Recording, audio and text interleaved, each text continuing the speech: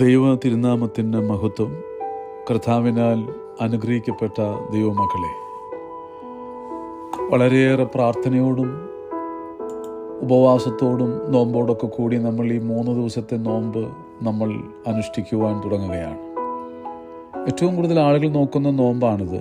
കാരണം 3 ദിവസം മാത്രമേ അതിനെ നമ്മൾ സാക്രിഫൈസ് ചെയ്യുന്നുള്ളൂ.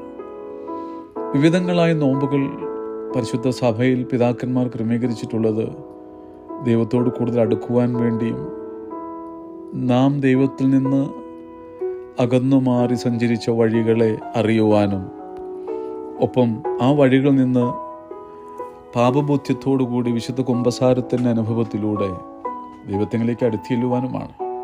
അതിനാണ് 3 നോമ്പും 8 നോമ്പും 15 ദിവസത്തെ നോമ്പും 25 നോമ്പും വലിയ നോമ്പും ഒക്കെ ക്രമീകരിച്ചിട്ടുള്ളത്.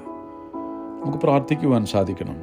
ഈ 3 ദിവസത്തെ ഉപവാസവും പ്രാർത്ഥനയും നോമ്പും മുഖാന്തരം വലിയവനായ ദൈവം നമ്മുടെ ഇടവകയിൽ, ഭവനങ്ങളിൽ, വ്യക്തിജീവിതങ്ങളിൽ പുതിയ ഒരു മാറ്റത്തിൻ്റെ അനുഭവത്തിലേക്ക് ആക്കി തീർക്കുവാൻ നമുക്ക് പ്രാർത്ഥിക്കാം. യോനായുടെ പുസ്തകം 4 അധ്യായങ്ങൾ മാത്രമേ ഉള്ളൂ. ചെറിയ ഒരു പുസ്തകമാണ്. അമിത്തായിയുടെ മകനായിരിക്കുന്ന യോന, ദൈവം അവനെ വിളിച്ച് വേർതിരിച്ച് അവനെ ഒരു വലിയ ഉത്തരവാദിത്വം ഏൽപ്പിക്കുകയാണ്. ഇങ്ങനെയാണ് 1-ാം അധ്യായത്തിൻ്റെ 2-ാം വാക്യത്തിൽ പറയുന്നത്. യോനായോട് പറയുന്നു ദൈവം, നീ പുറപ്പെട്ട് മഹാനഗരമായ നിനവയിലേക്ക് ചെന്ന് അതിനു വിരോധമായി പ്രസംഗിക്കുക. നീ പുറപ്പെട്ട് മഹാനഗരമായ നിനവയിലേക്ക് ചെന്ന് അതിനു വിരോധമായി പ്രസംഗിക്കുക. എന്താണ് കാരണം? അവരുടെ ദുഷ്ടത എൻ്റെ സന്നിധിയിൽ എത്തിയിരിക്കുന്നു. യോനായെ ദൈവം വിളിച്ച് വേർതിരിച്ച് അവനിൽ നിയോഗിച്ചിട്ടുള്ള വലിയൊരു വിളിയെയാണ് ഞാനും നിങ്ങളും ഇവിടെ കാണുന്നത്. നമുക്കറിയാം അതിൻ്റെ പശ്ചാത്തലമെല്ലാം. അവൻ തർശീസിലേക്ക് പോകുന്നു. വീണ്ടും കപ്പൽ യാത്രക്കിടയിൽ അവന് വിവിധങ്ങളായ പരീക്ഷണങ്ങൾ ഇടപെട്ട് വീണ്ടും നിലവിൽ എത്തിച്ചേരുവോളം അവൻ മുന്നോട്ട് പോകുന്നതൊക്കെ നമുക്ക് കാണുവാൻ സാധിക്കും. മത്സ്യത്തിൻ്റെ വായിലകപ്പെടുന്നതും അതിൽ നിന്ന് രക്ഷപ്രാപിക്കുന്നതും. അങ്ങനെ നിനവ പട്ടണത്തിലേക്ക് അവൻ ചെല്ലുന്നു. 3-ാം അധ്യായത്തിൻ്റെ 4-ാം വാക്യത്തിൽ ഇങ്ങനെ പറയുന്നുണ്ട്. അവൻ നിനവെ പട്ടണത്തോട് വിളിച്ചു പറയുകയാണ്, ഇനി 40 ദിവസം കഴിഞ്ഞാൽ നിനവ ഉന്മൂലമാകും എന്നവൻ ഘോഷിച്ചു പറഞ്ഞു. നിനവെ പട്ടണക്കാർ അത് വിശ്വസിച്ച് മാനസാന്തരത്തിൻ്റെ അനുഭവത്തിലേക്ക് വരികയാണ്. ഇനി 40 ദിവസം കഴിയുമ്പോൾ നിനവേ, നീ നശിച്ചു പോകും എന്നാണ് ആ പട്ടണത്തിലെ ജനത്തെ നോക്കി യോന പറയുന്നത്. ദൈവമക്കളെ, ഇവിടെ വലിയ ഒരു മാനസാന്തരത്തിൻ്റെ അനുഭവം നിനവയിലെ മക്കളിൽ ഉണ്ടായി നമുക്ക് കാണുവാനായിട്ട് സാധിക്കും. നിനവെ എന്ന് പറയുന്ന പട്ടണത്തെക്കുറിച്ചുള്ള പഠനങ്ങളും അതിനെക്കുറിച്ചുള്ള കൃത്യമായ ബോധ്യവുമൊക്കെ നമ്മുടെ ജീവിതത്തിൽ നമ്മൾ വായിച്ച് നേടിയിട്ടുള്ളതാണ്. നിനവെ എന്ന് പറയുന്ന പട്ടണം ഇന്നത്തെ ഇറാഖിലെ മൂസൽ എന്ന് പറയുന്ന ആ പട്ടണമാണ്. ടൈഗ്രീസ് നദിയുടെ തീരത്ത് മനോഹരമായൊരു പട്ടണം. അന്ന് യോനായുടെ കാലഘട്ടത്തിൽ അസീറിയ എന്ന് പറയുന്ന വലിയ സാമ്രാജ്യത്തിൻ്റെ തലസ്ഥാന നഗരിയായിരുന്നു ഈ നിനവെ പട്ടണം. ആ നിനവെ പട്ടണത്തെക്കുറിച്ച് ചരിത്രത്തിൽ വായിക്കുന്നതെല്ലാം ആ കാലഘട്ടത്തിലെ നിനവെ ലോകത്തിൻ്റെ മുന്നിൽ വളരെ അട്രാക്റ്റീവായിരുന്നു. എന്നാൽ ഇൻസൈഡിലേക്ക് നമ്മൾ കടന്നു ചെല്ലുമ്പോൾ വളരെ എക്സ്ട്രീമായിട്ടുള്ള വയലൻസ്, ക്രൂവൽറ്റി ഒക്കെ ഉണ്ടായിരുന്നു. അവിടെ ധാരാളം ആളുകൾ ചൂഷണം ചെയ്യപ്പെട്ടു. നിലവെ പട്ടണം വിശ്വസിച്ചു പോകുന്നത് ദൈവത്തിലായിരുന്നില്ല, അവരുടെ സാമ്പത്തിക ശേഷിയിലും സൈനിക ശേഷിയിലുമായിരുന്നു. രാഷ്ട്രീയ ആധിപത്യത്തിൻ്റെ കീഴിലായിരുന്നു. ഒരിക്കലും ആർക്കും, ദൈവത്തിനു പോലും അവരെ തകർക്കുവാൻ കഴിയുകയില്ല എന്നവർ വിശ്വസിച്ച് മുന്നോട്ട് പോകുന്ന ഒരു കാലഘട്ടം. മൊറാലിറ്റി എന്ന് പറയുന്നത് തൊട്ട് തീണ്ടിയിട്ടില്ല. അവർ പാവപ്പെട്ടവരെ ചൂഷണം ചെയ്യുകയും അവിശ്വസ്തയോടെ ബന്ധങ്ങൾ നശിച്ചു പോവുകയും സെക്ഷൽ ഇമ്മോറാലിറ്റി എല്ലായിടത്തും കാണുവാൻ സാധിക്കുന്നു. അവർ വിഗ്രഹത്തെ ആരാധിച്ചു, സത്യദൈവത്തിൽ നിന്ന് അവർ അകന്നുപോയി.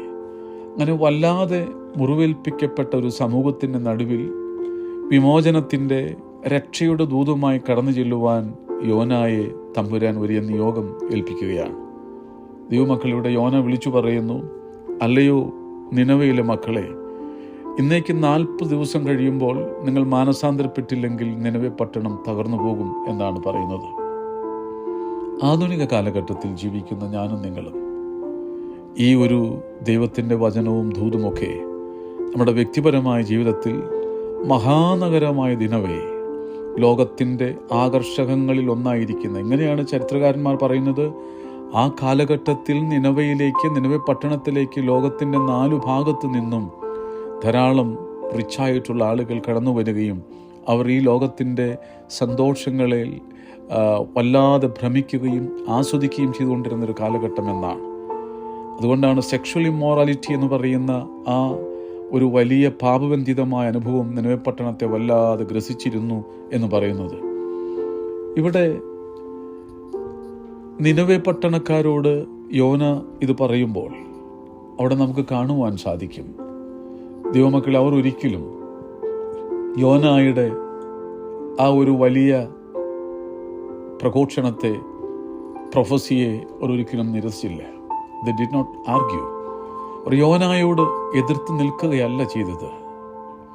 അവർ ഒരിക്കലും യോന പറയുന്നതിനോട് തെറ്റായ രീതിയിൽ സമീപിച്ചില്ല. They did not delay. ഉപവസിക്കുവാനും പ്രാർത്ഥിക്കുവാനും ദൈവസന്നിധിയിലേക്ക് അടുത്തു വരുവാനും അവരൊരിക്കൽ താമസം കാണിച്ചില്ല എന്നാണ് പറയുന്നത്. ഇങ്ങനെയാണ് പിതാക്കന്മാർ അവിടെ എഴുതിയിട്ടുള്ളത്, പറഞ്ഞിട്ടുള്ളത്. They humbled themselves in fasting and prayer. മനുഷ്യരും മൃഗസമ്പത്തും ആടുമാടുകളെല്ലാം ഇതാ 40 ദിവസം ഉപവസിച്ച് പ്രാർത്ഥിക്കുകയാണ്, ഭക്ഷണത്തെ വിടുകയാണ്.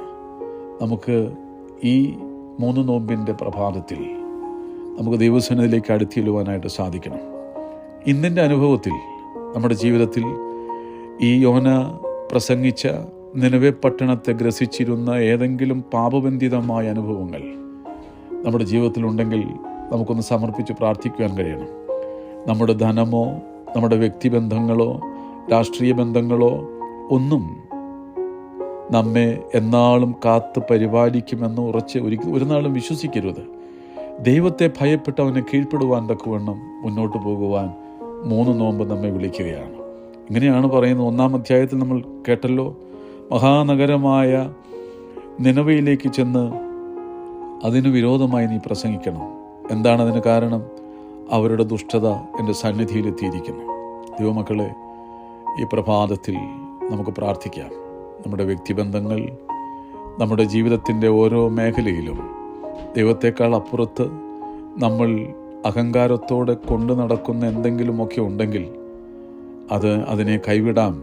ദൈവത്തെ നെഞ്ചോട് ചേർത്ത് വയ്ക്കുവാൻ ഇടയാകട്ടെ എന്ന് പ്രാർത്ഥിക്കുന്നു. ആ വലിയ പട്ടണമായ നിനവയുടെ ആകർഷകമായ അനുഭവങ്ങൾ നമുക്ക് ചുറ്റും കണ്ണോടിച്ചാൽ കാണുവാൻ സാധിക്കും.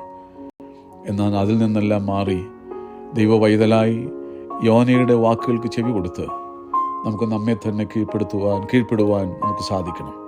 ദൈവസന്നിധിയിലേക്ക് ചേർന്നിരിക്കാം. ഈ നിനവെ നമുക്കൊരു വലിയ മാതൃകയാകട്ടെ. മാനസാന്തരപ്പെട്ട നിനവെ നമ്മുടെ ജീവിതത്തിൽ ഒരു റോൾ മോഡലാകട്ടെ എന്ന് പ്രാർത്ഥിക്കുന്നു. 3 ദിവസം നിനവെ പട്ടണക്കാർ 40 ദിവസം ഉപവസിച്ച് പ്രാർത്ഥിച്ചതുപോലെ നമ്മുടെ ഇടവക ഈ 3 ദിവസവും പ്രാർത്ഥിക്കുവാനും ഉപവസിക്കുവാനും നോമ്പെടുക്കുവാനിടയാകട്ടെ. ഇടവകയിൽ ഓരോ കുടുംബങ്ങളെയും ബന്ധങ്ങളെയും ഒക്കെ സമർപ്പിച്ച് പ്രാർത്ഥിക്കാം. ഇങ്ങനെ നമുക്ക് ദൈവസന്നിധിയിൽ ഈ പ്രഭാതത്തിൽ സമർപ്പിക്കാം. അനവധിയായി ഞങ്ങളെ സ്നേഹിക്കുന്ന വാഴ്ത്തപ്പെട്ട നിത്യനും പരിശുദ്ധനുമായ കർത്താവേ, ഈ പ്രഭാതത്തിൽ അങ്ങയുടെ മുഖം കണ്ട് എണീക്കുവാൻ അവിടുത്തെ കൃപയ്ക്കായി സ്തോത്രം. ദൈവമേ, ഈ പ്രഭാതത്തിൽ നിനവയുടെ ആ വലിയ ആകർഷകമായ അനുഭവങ്ങളിൽപ്പെട്ട് സമാധാനമില്ലാതെ, സ്വസ്ഥതയില്ലാതെ, പ്രാർത്ഥിക്കുവാൻ കഴിയാതെ നിരാശയിൽപ്പെട്ട് ഞങ്ങൾ കഴിയുകയാണ്. കർത്താവേ, ഇന്നേക്ക് 40 ദിവസം നിനവെ പട്ടണം തകർന്നു പോകുമെന്നുള്ള യോനായുടെ പ്രവചനത്തെ ആ ജനം സ്വീകരിച്ചതുപോലെ ഞങ്ങളും സ്വീകരിക്കുന്നു. കർത്താവേ, ഞങ്ങളുടെ ജീവിതത്തിൽ വലിയ മാറ്റങ്ങൾ വേണം. തകർന്നുപോയ ബന്ധങ്ങളെ കൂട്ടിച്ചേർക്കുവാൻ തക്കവണ്ണം ഈ 3 നോമ്പ് ഇടയാകണം. ഞങ്ങളിലുള്ള പാപബന്ധിതമായ ജഡത്തിൻ്റെ ചിന്തകളും കർത്താവെ മറ്റുള്ളവരെക്കുറിച്ചുള്ള ഞങ്ങളുടെ തെറ്റായ ധാരണകളുമൊക്കെ മാറ്റി സന്തോഷത്തോടെ, ഐക്യത്തോടെ, കുടുംബ ബന്ധങ്ങൾ ഊട്ടിയുറപ്പിച്ച്, ഇടവകയിലെ ഭവനങ്ങൾ തമ്മിലുള്ള ബന്ധങ്ങൾ ഊട്ടിയുറപ്പിച്ച് ശക്തമായി നിൻ്റെ രണ്ടാമത്തെ വരവിന് വേണ്ടി ഒരുങ്ങുവാൻ ഞങ്ങൾ അനുഗ്രഹിക്കണമേ. ആയത് നിന്നെ പ്രസവിച്ച പരിശുദ്ധ അമ്മയുടെയും കാവൽ പിതാവായ മോർ പത്രോസിൻ്റെയും മോർ പൗലോസിൻ്റെയും മോർ സ്തേപ്പാനോസിൻ്റെയും സകല പരിശുദ്ധന്മാരുടെയും ശുദ്ധിമതികളുടെയും പ്രാർത്ഥനകളാൽ തന്നെ ആമീൻ. ദൈവം അനുഗ്രഹിക്കട്ടെ. മക്കളെ, ഈ പ്രഭാതത്തിൽ ദൈവത്തോട് ചേർന്ന് നമുക്ക് നിൽക്കാം. 3 ദിവസം ഉപവസിക്കാം, പ്രാർത്ഥിക്കാം. ദൈവം നിങ്ങളോട് കൂടെ ഇരിക്കട്ടെ. God bless you all.